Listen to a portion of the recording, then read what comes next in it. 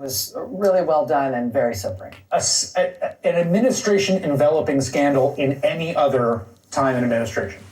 Yeah, and one that the Justice Department is going to have to figure out a way to make right if it's ever going to be the U.S. Justice Department ever again when this is done. That's right. Thank you, Chris. Thanks, my friend. And thanks to you at home for joining us this hour. This is going to be a really good show. I'm glad you're here tonight. Thanks for being here. So this was Washington, D.C. today, ahead of a big snowstorm that is rolling into Washington right now tonight. That is a snowstorm big enough that it's already canceled some of the action we thought we were going to be watching late into the wee hours tonight on Capitol Hill. But ahead of that storm, this was Washington today. Tons of people in the streets. People turned out just outside the U.S. Capitol, Upper Senate Park, to protest, to support the civil service, support the people who work for the government, to protest our government being dismantled by President Trump and, of course, by his top campaign donor. This administration maintains that they're going to boost efficiency, but they are doing the most inefficient things imaginable. And I'm not just saying that quite literally. The most inefficient thing you could possibly do is take American taxpayer dollars and pay people not to work. They are afraid of you. Trump and Musk and the oligarchs they work for, they are scared of your power. But they are betting that you will be afraid of them. So afraid that you will accept a buyout or comply in advance with their assertion of absolute power. But we know a president is not a king unless we bow. A dictator is not a dictator unless we bow. Our knees, your knees are not made for bowing to power-drunk neo-fascists. We bow only to God. To everybody else we stand and speak truth to power.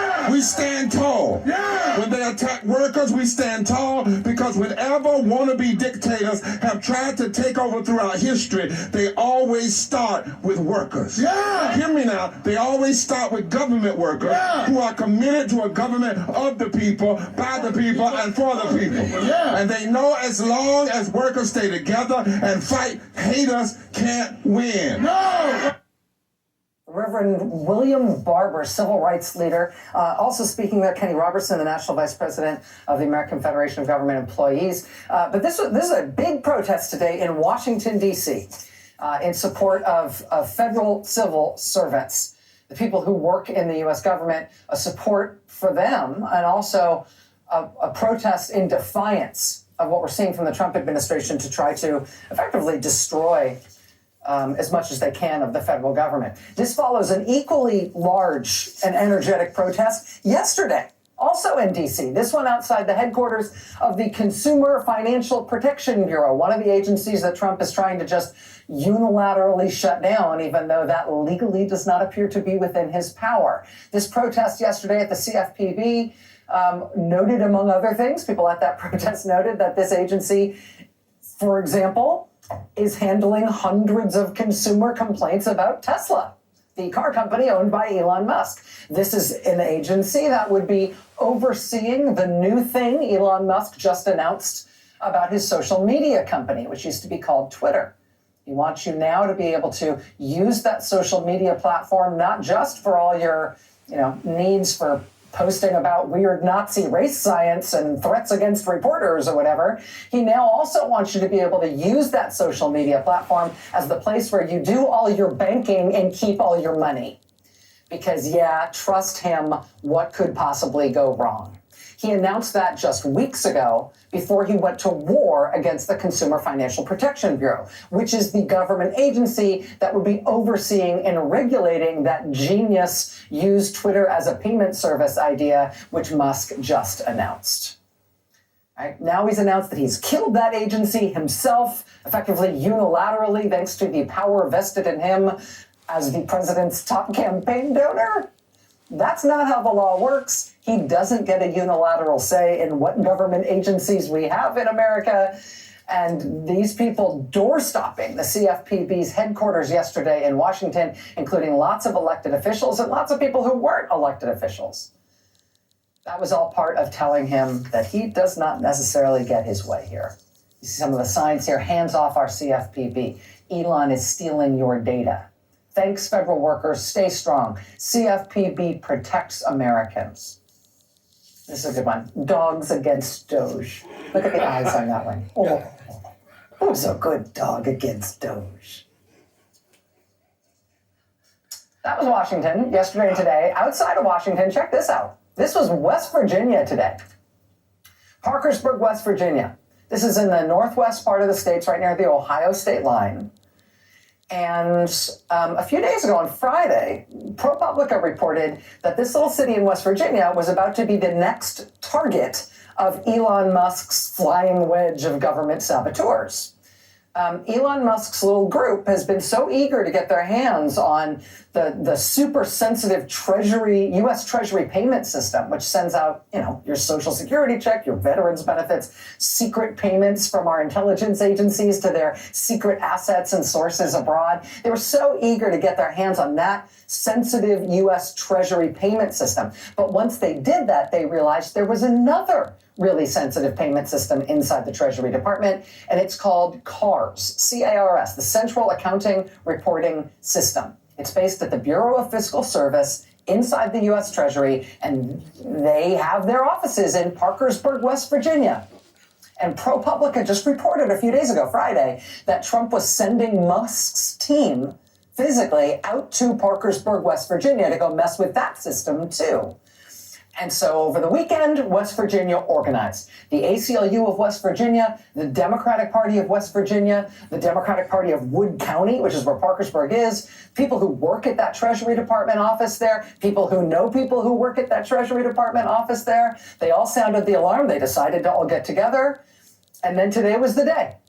The day those Doge guys were supposed to arrive in this little community in rural West Virginia. But look, there were like hundreds of people who turned out to say no. People who turned out with signs telling them, and bullhorns telling them back off and not here, you're not doing it here.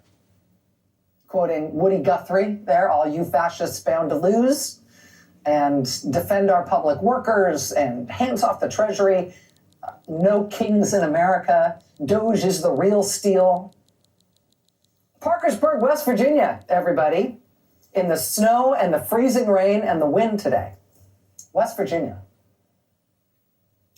We're also starting to see an upsurge of this kind of thing. You see the location here, the setting here?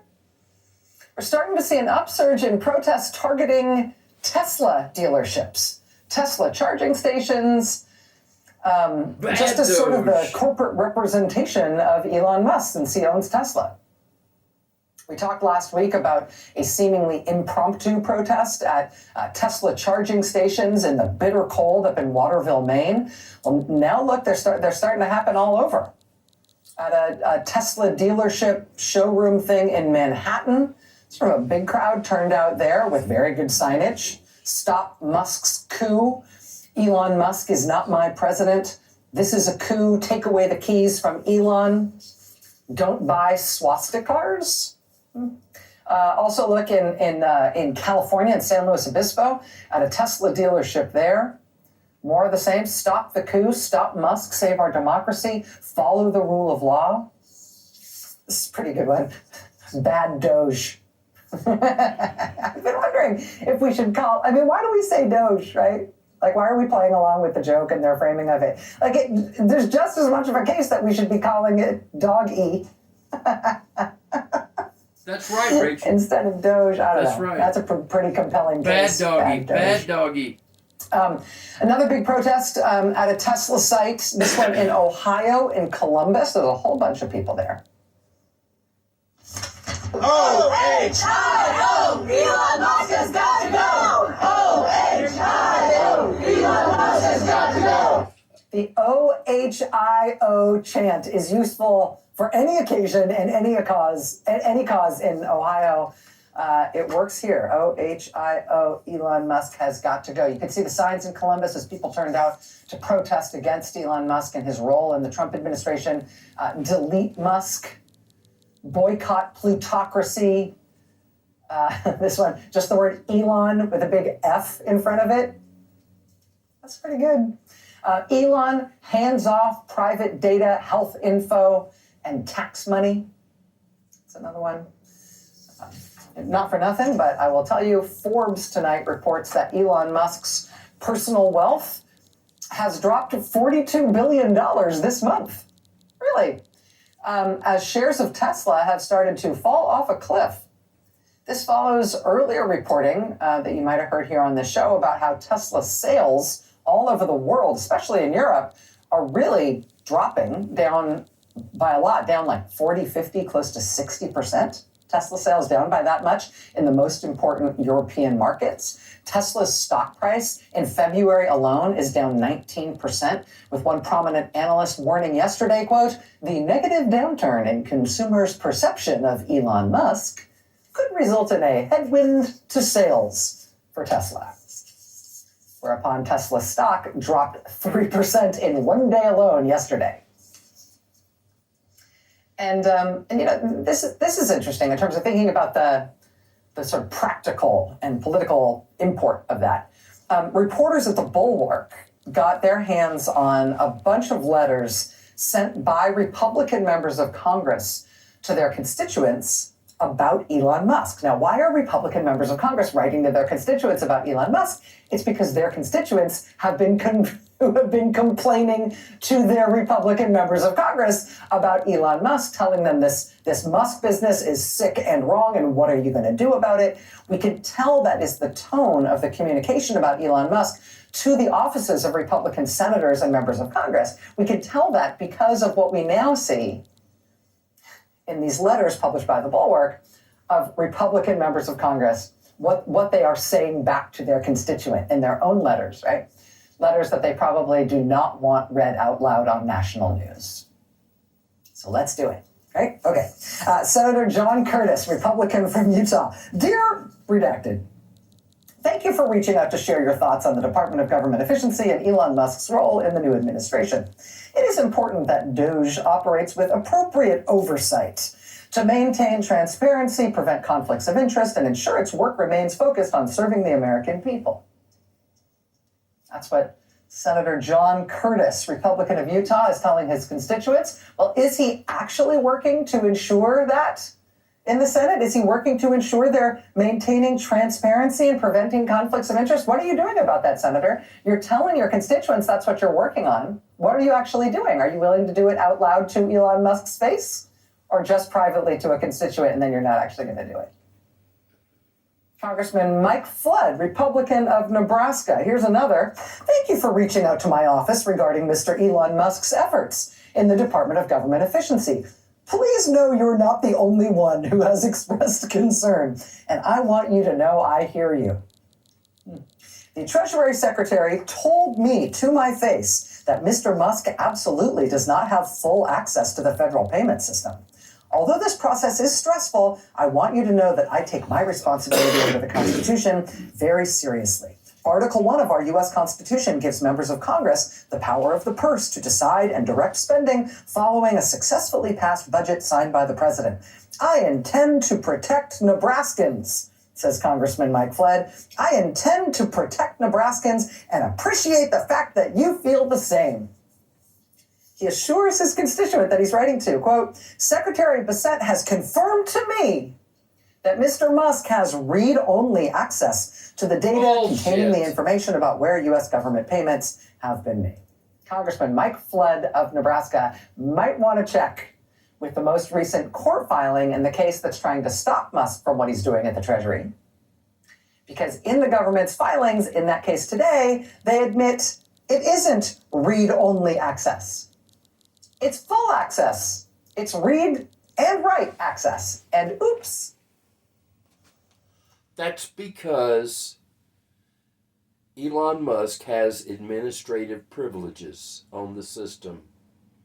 And that means full, total access and control of the system. That's what that means. Guess they told you wrong. You going to make that up to your constituent who you calmly assured that everything was fine because you got told to your face it was read-only access? You going to correct that? Here, too, is Congressman Daniel Webster, Republican of Florida, assuring his constituents along the same lines. Quote, my staff reached out to the White House to clarify the work Musk and the engineers on the Doge task force are doing. Members of the Doge team are being vetted. Oh, are they? Are they? Are they? Members of the Doge team are being vetted to ensure qualifications are met. And then monitored by Treasury officials throughout their work. Treasury Secretary Scott Bessent granted the Doge team access to the Treasury's payment system in a read-only capacity. Did he, though, Congressman? You're banking on that. You're telling this to your constituents, Congressman Daniel Webster. But here is the government's filing in the Treasury case today. Quote, on the morning of February 6th, so Thursday, it was discovered that Mr. Elez's database access to the Treasury payment system had been configured with read-write permissions. That's not read-only, it's read-write. It's the exact thing you've been telling your constituents they're not doing. Turns out they're doing it. Oops. All these members of Congress are assuring their apparently quite angry, quite insistent constituents that none of that happened, definitely didn't happen, we got assurances. It happened. Oops. Here's Republican Senator Deb Fischer writing to her constituents in Nebraska. Thank you for sharing your concerns with me.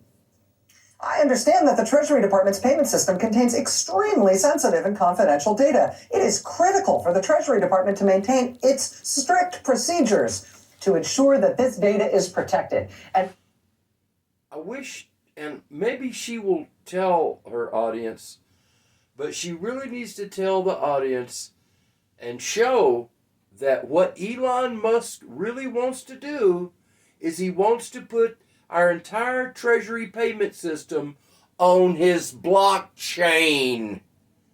He said it, it's in writing, that's what he wants. what does Senator Fischer think? Are those strict procedures? Well, as she assures her constituent, quote, they have access to read-only data from the department's payment system. But that's not true, at the government's own admission. And Senator Deb Fischer is not only telling her constituents, hey, calm down here, it's read-only. She's assuring her constituents that she is on this. She is all over it. Quote, please be assured I will continue to closely monitor this situation in the days and weeks ahead. Will you? I don't know how closely Senator Deb Fischer is monitoring it, but what she's telling her constituents is happening to reassure them, to talk them down, tell them stop freaking out, is not actually what's happening.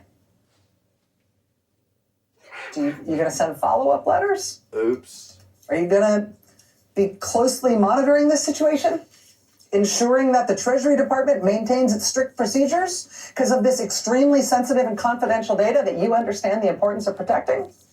Even if you don't understand that maybe you shouldn't believe them when they give you false assurances about what they're doing with it? Honestly, the most important thing here in this news might be that all these Republican senators and all these Republican members of Congress right now feel compelled to write these letters, to come up with some kind of explanation to their constituents for what Trump is doing. And they feel compelled to do that because their constituents are inundating them with complaints and concerns about it. Because that's what's happening right now in the United States of America. The people are not having it.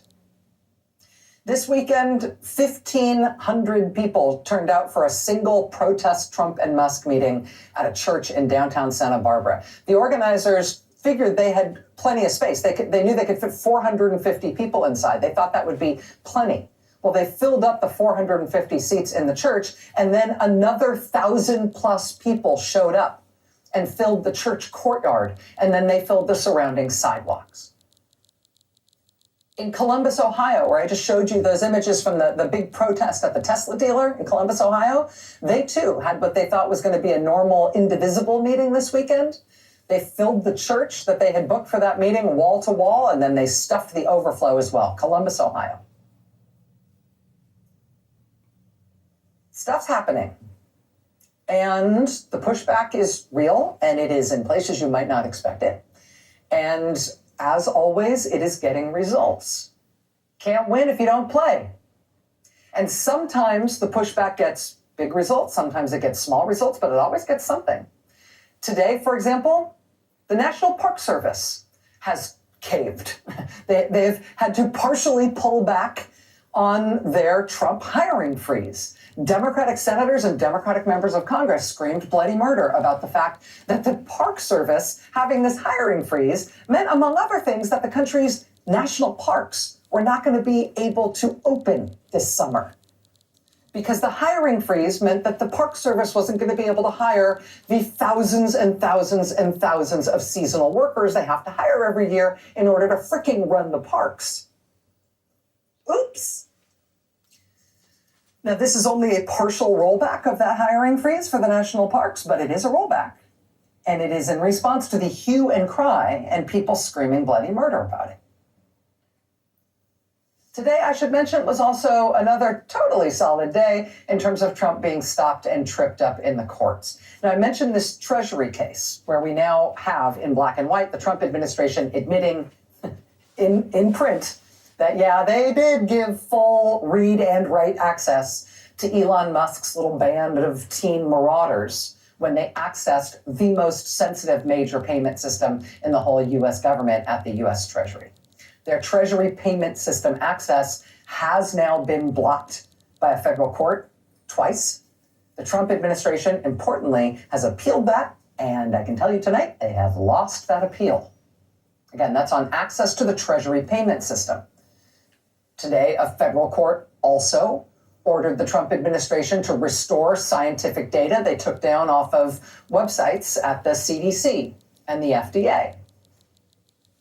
Also on the resign or else emails that they've been sending threatening all federal employees. Last night at midnight was supposed to be the new deadline for the Trump administration to force all these or threaten all these federal employees into resigning. That deadline was supposed to be last night. There's a reason that deadline, like Friday's deadline, came and went. It's because the judge hearing that case has blocked that resign or else gambit again now.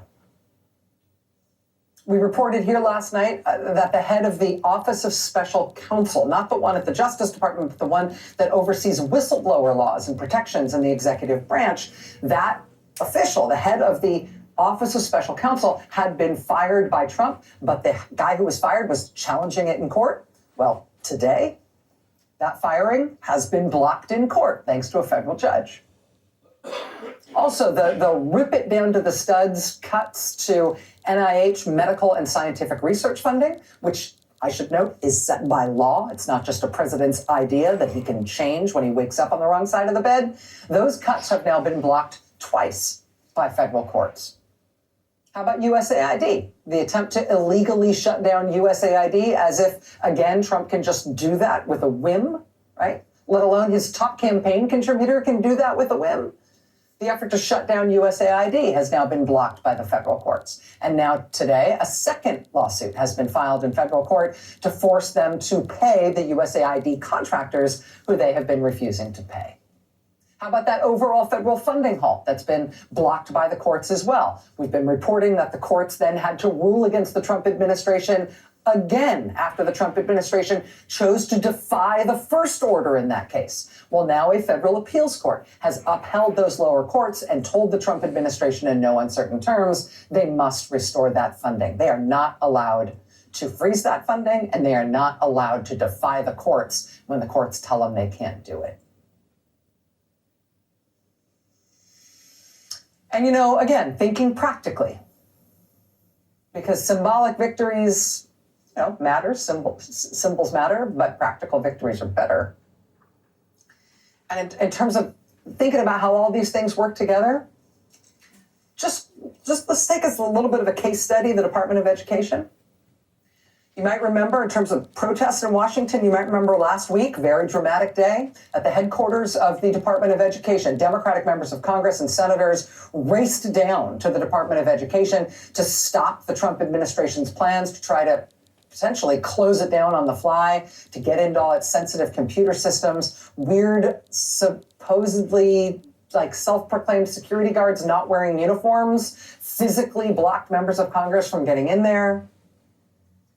Well, that was last week. Democratic members of Congress are now threatening that if Republicans go ahead with plans to try to unilaterally and illegally shut down the education department, Democrats in Congress will refuse to help Republicans do absolutely anything in Congress. And that might sound like a sort of wan threat. That might sound like no big deal. But Republicans have such a tiny majority in the House, they need Democratic help to do pretty much anything. And yes, that includes needing Democratic votes, undoubtedly, to keep the government open and running at all past this time next month. If Democrats in the Senate are going to say no unanimous consent, no yes votes on any nominees, we're going to make you stay up all night and hold the floor for all these things. We're going to make everything go as slow as possible. We're going to grind this thing to a halt. They're using the powers of the Senate to do that. Members of the House, Democrats in the House don't have the same toolkit that Republican, they don't have the same toolkit that Democrats have in the Senate, but they do have a toolkit. And with a margin as slim as it is in the House, with Republicans having such a tiny majority, they know they can't do anything without at least a few Democratic votes. Democrats are now saying, you want to shut down the Department of Education, you're not going to get any Democratic votes or any Democratic help for anything. We're going to bring this place to a halt. And what does that mean at the Department of Education? Right? Musk and his random team of JV hackers started to announce the cancellation of contracts at the Department of Education today. On what authority? Democratic members of Congress soundedly alarmed the press that this was happening today. While that was happening today, a federal judge heard the lawsuit that will try to kick Doge and his Musk minions out of the Department of Education the way the courts have told them to get out of all of these other agencies. And so you've got direct action, you've got legislation threats effectively, you've got threats in terms of the political system on Capitol Hill, you've got the press being alerted to what's going on. You've got Democrats doing everything they can, including no business as usual, to try to stop it. And no, I don't know if that will work to save the Department of Education, as now this lawsuit tries to stop Trump and Musk from what they're doing. But I do know that they've got public opinion against them on this too, right? What Trump and Musk are trying to do to the Education Department, they don't have the people with them on this. A huge majority of voters in this country, more than 60% of all registered voters in this country, want the Department of Education to not be eliminated. And so I know that the public is going to fight them on this. I know Democrats are fighting like heck for it. I know that the courts are standing up against what they're doing here. And I know that people are in the streets in Washington and all over the country, even in places you wouldn't expect. Not just for protests, but turning out in huge numbers for organizing meetings, to organize everything they can to stop what Trump is doing. And no, I do not know if it will work, but I do know that if you don't do it, they'll take all the ground they can. And I do know that if they are going to get stopped, it's going to take everything all at once. It's going to take public opinion. It's going to take Democrats being smart. It's going to take organizing in the streets. It's going to take organizing in clever and unexpected ways. It's going to take people standing up and saying, no, we're not doing this. And I do know that from sea to shining sea, Americans are looking like they're willing to do that. Like they're willing to do what it takes to say no. Some of what is motivating this upsurge and this anger and this rejection of what they're doing, specifically related to Elon Musk, broke today in an important story in the New York Times. And that's what we're going to cover here next. Stay with us.